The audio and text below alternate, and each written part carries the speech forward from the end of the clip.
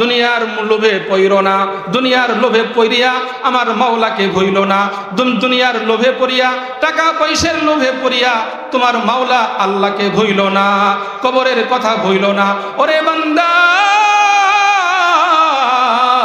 কবরে তোমার অনেক দিন থাকতে হবে। এই দুনিয়া হলো ধোঁকার জায়গা। স্ত্রীর ভালোবাসা হলো ধোঁকার ভালোবাসা, সন্তানের ভালোবাসা হলো ধোঁকার ভালোবাসা, সন্তানের ভালোবাসা হলো ধোঁকার ভালোবাসা, অন্য মেয়ের সাথে প্রেম প্রীতি করা এটা হলো ধোঁকার ভালোবাসা। আল্লাহ বলেন বান্দারে, এই দুনিয়াতে থাকা অবস্থায় আমি মাওলাকে সেজদা দিয়ে রুকু দিয়া আমি আল্লাহকে খুশি করো।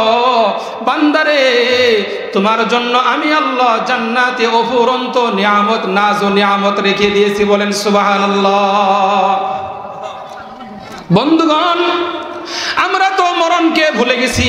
হয়তো মনে করি যে আমি আর 2 বছর পরে নামাজ পড়া শুরু করব, কেউ বলে 1 মাস পরে নামাজ পড়া শুরু করব, কেউ বলে আগামী কাল থেকে নামাজ পড়া শুরু করব। আল্লাহ তাআলা বলেন ইদা জাআ আজালুহুম লা ইস্তাখিরুনা সাআতাও ওয়া লা ইস্তাকদিমুন। হে বন্ধুগণ, কার মরণটা কার সামনে কখন এসে দাঁড়ায় যাবে, কার বাড়িতে কখন মালাকুল মউত এসে হাজির হয়ে যাবে, একমাত্র আল্লাহ জানে, দুনিয়ার কোনো মানুষ জানে না। এই জন্যই তো সাহাবায়ে কেরামরা সব সময় মউতের জন্য প্রস্তুত থাকতো, সব সময় ওযুর অবস্থায় থাকতো, সব সময় মাওলার নামে জিকিরের অবস্থায় থাকতো, সব সময় আল্লাহকে খুশি করার জন্য থাকতো। দিলের মধ্যে তামান্না থাকতো কখন মালাকুল মউত আমার সামনে এসে হাজির হয়ে যায়। কবি এই কথাটা বলেন যে দুনিয়ার সব মেহমানকে খালি হাতে ফেরত দেওয়া যায়, মালাকুল মউতকে কখনো খালি হাতে ফেরত দেওয়া যায় না, ঠিক কিনা? ইন্নাল্লাযীনা আমানু ওয়া আমিলুস সালিহাত কানাত লাহুম জান্নাতুল ফিরদাউসি নুজুলা। আল্লাহ বলেন বান্দারে, তুমি যদি ঈমান আনো, তুমি যদি আমলে সালেহ করো, বান্দা তোমার জন্য আমি আল্লাহ রেখে দিয়েছি জান্নাতুল ফিরদাউস। বলেন সুবহানাল্লাহ। কি থাকতে হবে? ঈমান। আর আমাদের ঈমানটা কাদের মতো থাকতে হবে? আল্লাহ তাআলা সূরাতুল বাকারা 2 নম্বর পৃষ্ঠাে বলেন আমিনু কামা আমানান নাস, আমিনু কামা আমানান নাস। তোমরা ঈমান আনো সাহাবায়ে কেরামদের মতো ঈমান। সাহাবায়ে কেরামের ঈমান যেমন ছিল এরকম ঈমান তোমরা তৈরি করো, তাহলে আমি আল্লাহ তোমাদেরকে জান্নাত দেব। বলেন সুবহানাল্লাহ। আর সাহাবায়ে কেরামদের ঈমান কেমন ছিল? আল্লাহর নবী বলেন সাহাবায়ে কেরামদের ঈমানের উপরে আল্লাহ সুবহানাহু ওয়া তাআলা খুশি ছিলেন। সাহাবায়ে কেরামদের এমন ঈমান ছিলেন যে ঈমানের উপরে আল্লাহ খুশি ছিলেন। সাহাবায়ে কেরামদের এমন নামাজ পড়তেন যে নামাজের উপরে আল্লাহ খুশি ছিলেন। সাহাবায়ে কেরামের এমন কোরআন তেলাওয়াত ছিল যে কোরআন তেলাওয়াতের উপরে আল্লাহ তাআলা খুশি ছিলেন। সাহাবায়ে কেরামের এমন নেক আমল ছিল যে নেক আমলের উপরে আল্লাহ তাআলা খুশি ছিলেন। আল্লাহ বলেন বান্দারে, ওই সাহাবায়ে কেরামদের মতো যদি তোমরা ঈমান আনতে পারো, আমি আল্লাহ তোমাদের জন্য জান্নাতুল ফিরদাউস বানায় রাখছি। বলেন সুবহানাল্লাহ। সাহাবায়ে কেরামের ঈমান কেমন ছিল?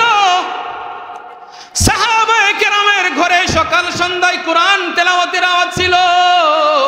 সাহাবায়ে কেরামের ঘরে সব সময় মাওলা পাকের জিকির ছিল। সাহাবায়ে কেরামের অন্তরে সব সময় মরণের ভয় ছিল, সব সময় কবরের ভয় ছিল। সাহাবায়ে কেরামের চিন্তা ছিল, আয় আল্লাহ কবরে যায় কি হিসাব দিব, আয় আল্লাহ কবরে যায় কেমনে থাকবো, আয় আল্লাহ তুমি আমাদের নামাজের উপরে খুশি হয়ে যাও, আমার কোরআন তেলাওয়াতের উপরে খুশি হয়ে যাও। অর্থাৎ সাহাবায়ে কেরামের জিন্দেগিতে ছিল এমন জিন্দেগি, সব সময় তাদের ইচ্ছা ছিল, তাদের কলবে এই কথাটাই ছিল, আমার মাওলা যেন খুশি হয়। কি হয়? আমার মাওলা যেন খুশি হয়। সাহাবায়ে কেরামের দিলে দিলে সব সময় এরকম তামান্না ছিল, আমার মাওলা যেন আমার উপরে নারাজ না হয়, আমার মাওলা যেন আমার উপরে খুশি হয়, আমার মাওলা যেন আমার উপরে খুশি হইয়া আমি যেদিন কবরে যাব আমার মাওলা যেন আমাকে বন্ধু বলে ডাক দেয়। বলেন সুবহানাল্লাহ। আল্লাহ বলেন ইয়া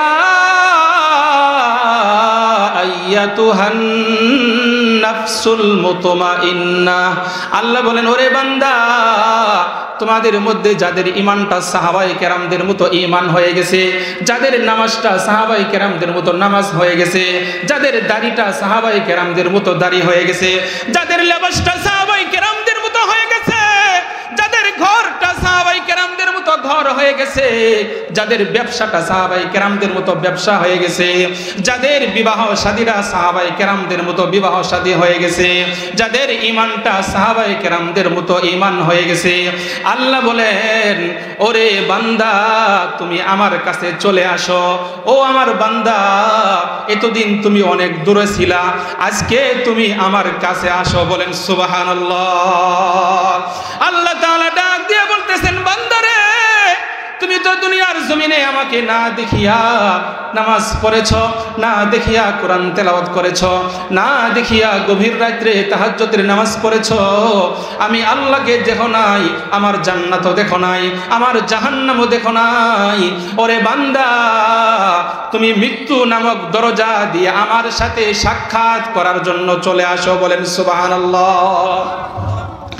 এরপরে ওই যে যাদের ঈমানটা সাহাবায়ে কেরামদের মতো ঈমান হয়ে গেছে, সাহাবায়ে কেরামদের কলবে ছিল আল্লাহর ভয়, আল্লাহর ভয় নিয়ে নামাজ পড়ছে, আল্লাহর ভয় নিয়ে ব্যবসা করছে, আল্লাহর ভয় নিয়ে সমাজে বসবাস করছে, কবরের ভয় নিয়ে সমাজে বসবাস করছে।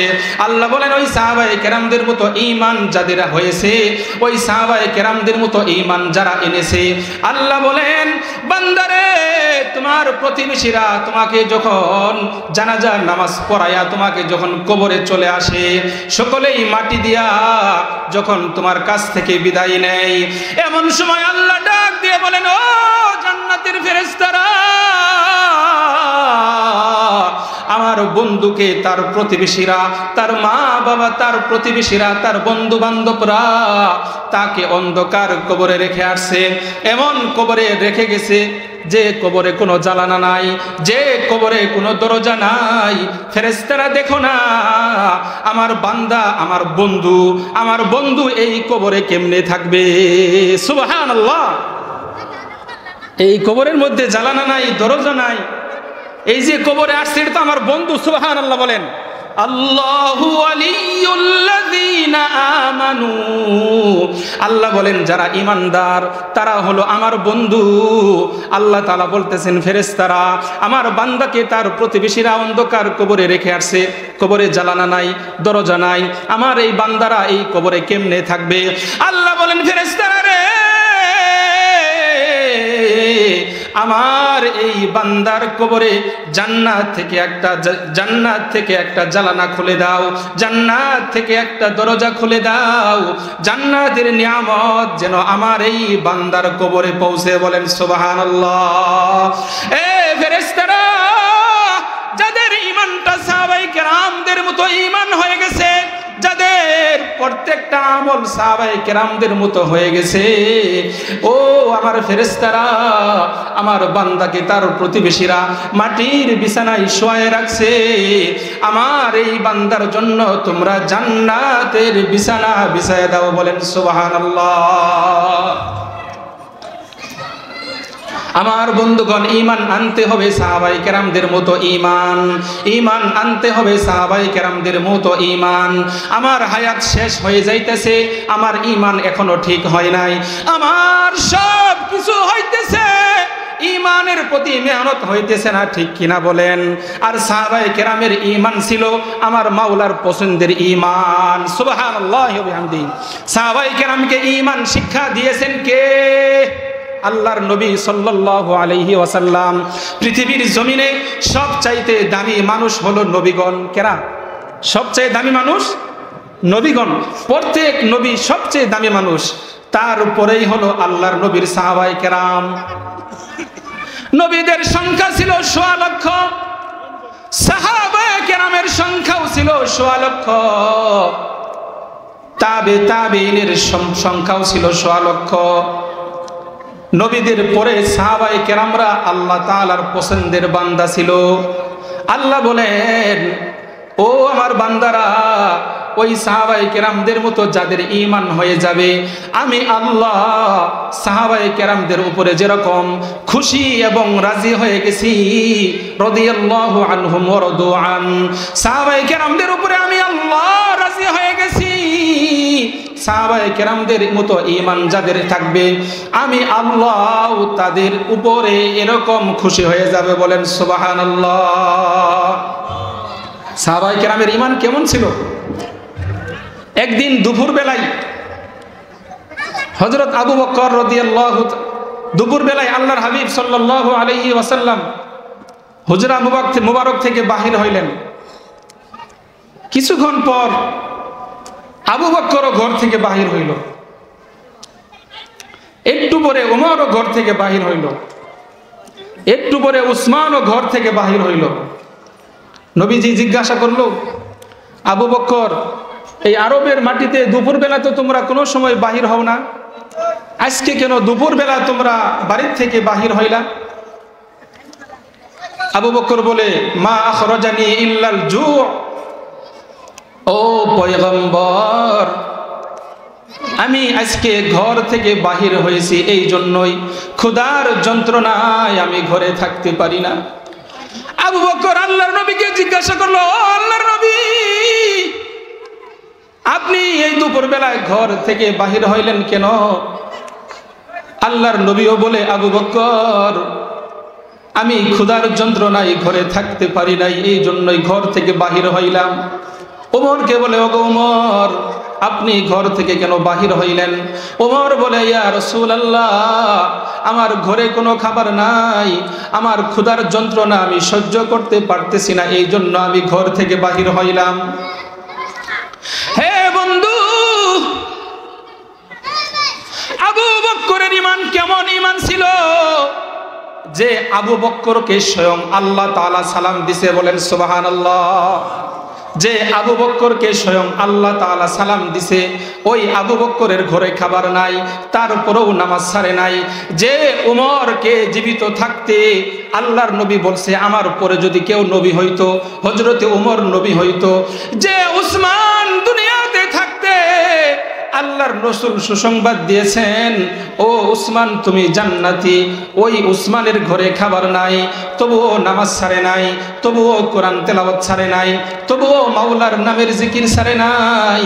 আর এ যুগের আমরা মুসলমান, আমরা থাকার জায়গার অভাব নাই, খাবারও অভাব নাই, টাকারও অভাব নাই, অভাব শুধু একটা, ঈমানের অভাব। কিসের অভাব? হে বন্ধু, আল্লাহ পাকের নাফরমানি করিয়া আল্লাহর কাছে দামি হওয়া যায় না। নাফরমানি করিয়া আল্লাহর কাছে দামি হওয়া যায় না। কোটি টাকার মালিক হইয়া আল্লাহর কাছে দামি হওয়া যায় না। হারাম খায়ে আল্লাহ পাকের কাছে দামি হওয়া যায় না। আমি যদি এই দুনিয়ায় সুখে থাকি তাও আমার কবরে যেতে হবে, আমি যদি দুঃখে থাকি তাও আমার কবরে যেতে হবে। কবরের জিন্দেগি বড় ভয়াবহ জিন্দেগি। আল্লাহ বলেন, কুল্লু নাফসিন যায়িকাতুল মাউত, প্রত্যেক প্রাণীরই মৃত্যুর স্বাদ গ্রহণ করতে হবে, প্রত্যেক মানুষেরই কবরে যেতে হবে, কবর কাউকে ছাড়বে না। হাদিসের মধ্যে আসছে, যে মানুষটার কবরে, যে মানুষটার যেখানে কবর হবে, যে মানুষটার যেখানে কবর হবে, ওই কবর ওই মানুষটাকে ডাক দিয়ে বলে, ও আল্লাহর বান্দা, ঈমান হারা হয়ে কবর আইসো না, ঈমান সারা হয়ে কবর আইসো না, ঈমান না নিয়ে কবর আইসো না। আল্লাহর নবী হাদিসের মধ্যে তো এই কথাটাও বলেন, হে দুনিয়ার মানুষ, কোন মা বাবা যদি কবরের আযাব দেখতো তাহলে তার সন্তানকে কবরে রাখতো না। মা বাবা যদি সরাসরি কবরের আযাব দেখতো তার সন্তানকে কবরে রাখতো না। তাহলে মনে করেন কবরের আযাব কত কঠিন। ওই কবর কাউকে ছাড়বে না। এই জন্যই তো কবি বলেন, মউত কাসিং কুল্লু নাসিং শারিবু কবর বাইতিং কুল্লু নাসিং দাখিলু। প্রত্যেকটা মানুষের কবরে যেতেই হবে। আল্লাহর নবী হাদিসের মধ্যে এই কথাটাও বলেন যে দুনিয়ার জমিনে আল্লাহ তাআলা যদি কোনো মানুষকে কবরের জ্বালানা খুলে যদি কবরের আযাব দেখাইতো, যে মানুষগুলো কবরের আযাব দেখতো ওই মানুষগুলো কিয়ামত পর্যন্ত আল্লাহ তাআলাকে সেজদা করা বাদ দিত না। বলেন সুবহানাল্লাহ।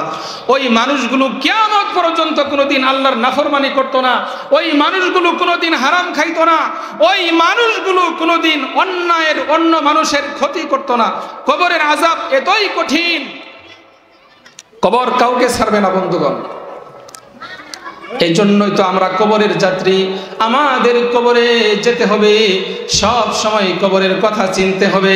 সাহাবায়ে কেরামদের মধ্যে একজন সাহাবী ছিল যার নাম হলো আবু বকর।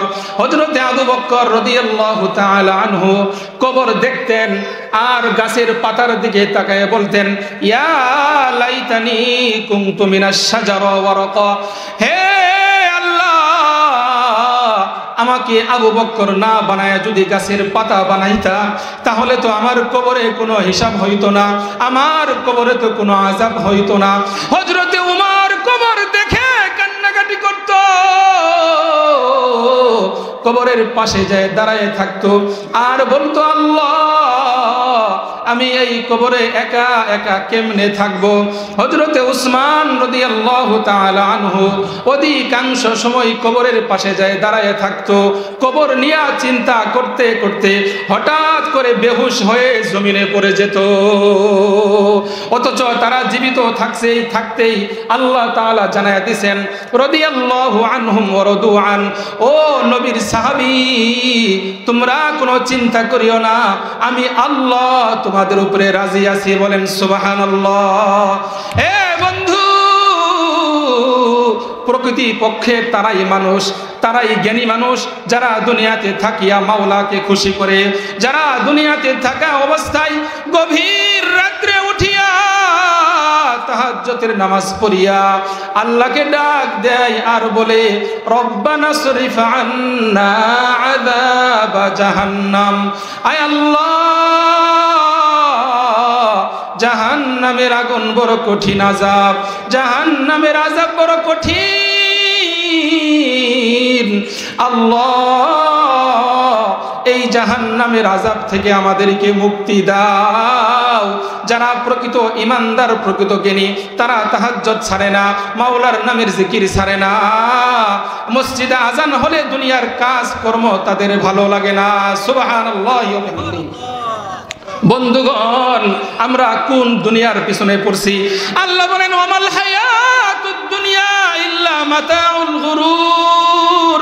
হে বান্দা, দুনিয়ার লোভে পড়িও না, দুনিয়ার লোভে পড়িয়া আমার মাওলাকে ভুইল না, দুনিয়ার লোভে পড়িয়া টাকা পয়সার লোভে পড়িয়া তোমার মাওলা আল্লাহকে ভুইল না, কবরের কথা ভুইল না। ওরে বান্দা, কবরে তোমার অনেক দিন থাকতে হবে। এই দুনিয়া হলো ধোঁকার জায়গা। স্ত্রীর ভালোবাসা হলো ধোঁকার ভালোবাসা, সন্তানের ভালোবাসা হলো ধোঁকার ভালোবাসা, সন্তানের ভালোবাসা হলো ধোঁকার ভালোবাসা, অন্য মেয়ের সাথে প্রেম প্রীতি করা এটা হলো ধোঁকার ভালোবাসা। আল্লাহ বলেন, বান্দারে এই দুনিয়াতে থাকা অবস্থায় আমি মাওলাকে সেজদা দিয়ে রুকু দিয়া আমি আল্লাহকে খুশি করো।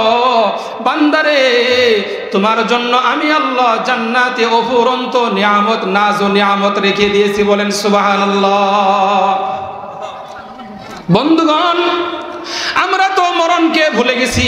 হয়তো মনে করি যে আমি আর 2 বছর পরে নামাজ পড়া শুরু করব, কেউ বলে 1 মাস পরে নামাজ পড়া শুরু করব, কেউ বলে আগামী কাল থেকে নামাজ পড়া শুরু করব।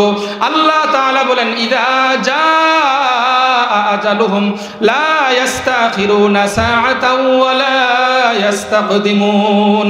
হে বন্ধুগণ, কার মরণটা কার সামনে কখন এসে দাঁড়ায় যাবে, কার বাড়িতে কখন কার বাড়িতে কখন মালাকুল মউত এসে হাজির হয়ে যাবে একমাত্র আল্লাহ জানে, দুনিয়ার কোনো মানুষ জানে না। এই জন্যই তো সাহাবায়ে কেরামরা সব সময় মউতের জন্য প্রস্তুত থাকতো, সব সময় ওযুর অবস্থায় থাকতো, সব সময় মাওলার নামে জিকিরের অবস্থায় থাকতো, সব সময় আল্লাহকে খুশি করার জন্য থাকতো। দিলের মধ্যে তামান্না থাকতো কখন মালাকুল মউত আমার সামনে এসে হাজির হয়ে যায়। কবি এই কথাটা বলেন যে দুনিয়ার সব মেহমানকে খালি হাতে ফেরত দেওয়া যায়, মালাকুল মউতকে কখনো খালি হাতে ফেরত দেওয়া যায় না, ঠিক কিনা? হে বন্ধু, একটুখানি চিন্তা করেন, গভীর মনোযোগ দিয়ে শুনেন। আমার শেষ গোসলটা অন্যজনে করাইয়া দিবে, আমার শেষ জামাটা অন্যজনে পরাইয়া দিবে, আমার কবরটা কে খুঁজবে, আমার কবরটা কোন জায়গা হবে, আমার কবরে কে নামবে, আমার কবরটা কিন্তু অন্যজনে খুঁজবে, আমার গোসলটা অন্যজনে করাইয়া দিবে। এই কথাটা সব সময় মাথায় রাখেন। আমার কবরে হাজার হাজার বছর থাকতে হবে। ওই কবরে যাওয়ার আগে যদি আমার মাওলাকে খুশি না করিয়া যদি কবরে যাই, কবরের আযাব সহ্য করতে পারবো না। কবরের আযাব সহ্য করার মতো ক্ষমতা কারো নাই। আল্লাহর নবী সাল্লাল্লাহু আলাইহি ওয়াসাল্লাম এক হাদিসের মধ্যে বলেন যে মৃত মানুষকে গোসল করায়ে প্রতিবেশীরা যখন মউতের খাটে উঠায়া জানাজার নামাজ পড়ায়া যখন কবরের দিকে নিয়ে যায় না, ওই সময় ওই মৃত ব্যক্তি এমন ভাবে আওয়াজ দিয়ে কান্নাকাটি করতে থাকে, এমন ভাবে চিল্লাইতে থাকে, ওই সময় ওই মৃত ব্যক্তি এমন ভাবে কান্নাকাটি করতে থাকে। আল্লাহর নবী বলেন যারা মৃত ব্যক্তির লাশ কাঁধে নিয়েছে, ওই মৃত ব্যক্তির কান্না যদি তারা শুনতো, কিয়ামত পর্যন্ত তারা আর কোনোদিন কোনো মৃত মানুষের লাশ কাঁধে নিত না। বন্ধুগণ, এই দুনিয়ায় যারা আছে, যারা আল্লাহ পাকের নাফরমানি করে আজান হলে মসজিদে যায় না, ইমানের প্রতি মেহনত করে না, নিজের সন্তানকে আলেম বানায় না, নিজের সন্তানকে কোরআনের হাফেজ বানায় না, দুনিয়ার জিন্দেগিতে কাটাইছে মাওলার নাফরমানি করিয়া, এই বান্দাকে যখন কবরে রাখা হয়, আল্লাহর নবী বলেন এই বান্দাকে কবরে রাখার পর সর্বশেষ যে ব্যক্তি কবর থেকে উঠে, এই মৃত ব্যক্তি কান্না করে আর বলতে থাকে, ও আমার ভাই, হে আমার বন্ধু, হে আমার প্রতিবেশীরা, তোমরা আমাকে কোথায় রেখে চলে যাইতেছ? এই কবরে তো আমি একা একা থাকতে পারবো না। হে বন্ধু, তোমার পায়ে হাত দিয়ে বলি, বন্ধু তোমার পা ধরে বলি, হে বন্ধু তুমি আমাকে এই কবরে একা একা রেখে উঠে যেও না। এই কবরে আমার এই বান্দাকে, এই কবরে আমাকে একা একা রেখে তোমরা উঠে যেও না। এমন সময় ফেরেশতারা আসে, বান্দাকে বলে, হে বান্দা, তোমার রব কে, তোমার ধর্ম কি, তোমার নবী কে? এই বান্দাকে যখন তিনটে প্রশ্ন করা হয়, বান্দা যখন প্রশ্নের উত্তর না দিতে পারে, আল্লাহ বলেন, ও আমার আযাবের ফেরেশতারা, আমার এই বান্দাকে দুনিয়াতে আমি অনেক ডাকছি, আমার বান্দাকে আমি কোরআনের ময়দানে ডাকছি, আমার বান্দাকে আমি ওয়াজ মাহফিলে ডাকছি, আমার বান্দাকে দিনে 5 বার করে মসজিদে ডাকছি, আমার বান্দাকে আলেম উলামা বুঝাইছে, আমার বান্দাকে মসজিদে তাবলীগের লোকেরা বুঝাইছে, আমার বান্দাকে দুনিয়ার জমিনে পীর মাশায়েখরা বুঝাইছে, আমার বান্দাকে আমি অনেক ডাকছি, আমার বান্দা আমার ডাকে সাড়া দেয় নাই। এ আযাবের ফেরেশতারা, আজকে আমার বান্দা আমাকে যতই ডাকুক, আমার বান্দা আমার নামে যতই জিকির করুক, আমার এই বান্দার ডাকে আমি সাড়া দিব না। আযাবের ফেরেশতারা, তোমরা এই নাফরমানে কবরে আযাব শুরু করে দাও। আল্লাহকে ডাকতে হবে দুনিয়াতেই, কবরে যায় যতই মাওলাকে ডাকি, যত কিছুই করি, কাজ হবে না বন্ধুগণ। এমনও হতে পারে আজকেই তো কার জানি মালাকুল মউতরা চলে আসতে পারে, পারে কি না? এই জন্যই সব সময় মাওলাকে রাজি খুশি করতে হবে। আমার প্রত্যেকটা কাজেই যেন আমার মাওলা খুশি হয়, আমার নামাজে যেন আমার মাওলা খুশি হয়, আমার সেজদায় যেন আমার মাওলা খুশি হয়, আমার ব্যবসায় যেন আমার মাওলা খুশি হয়, আমার পোশাকের দিকে তাকে যেন আমার মাওলা খুশি হয়, এমন আমল করতে হবে, ঠিক কিনা? আমিনু কামা আমানান নাস, ঈমান আনতে হবে সাহাবায়ে কেরামদের মতো ঈমান, সাহাবায়ে কেরামদের মতো ঈমান আনিয়া যারা কবরে যাবে, আল্লাহ বলেন বন্ধু এতদিন তো অনেক দূরে ছিলা, আজকে আমার কাছে আসছো, বান্দা তুমি হবা মেহমান, আমি আল্লাহ হব মেজবান। জোরে বলেন সুবহানাল্লাহ। ঈমান নিয়ে কবরে যেতে পারলে আল্লাহ বলেন বান্দারে তুমি এতদিন অনেক দূরে ছিলা, আজকে আমার কবরে আসছো, আজকে তুমি হলা মেহমান, আমি আল্লাহ হলাম মেজবান। জোরে বলেন সুবহানাল্লাহ। আল্লাহ বলেন সাহাবায়ে কেরামদের মতো ঈমান যাদের থাকবে, ফা ইন আমানু বিমিসলি মা আমানতুম বিহি ফাকাদ ইহতাদাউ। আল্লাহ বলেন যাদের ঈমানটা সাহাবায়ে কেরামদের মতো ঈমান হয়ে যাবে, আল্লাহ বলেন আমি আল্লাহ তাদেরকে আমার পক্ষ থেকে হেদায়েত দান করব। বলেন সুবহানাল্লাহ। সাহাবায়ে কেরামের কত মর্যাদা! আল্লাহর নবী হাদিসের মধ্যে বলেন যে কোন সাহাবী যদি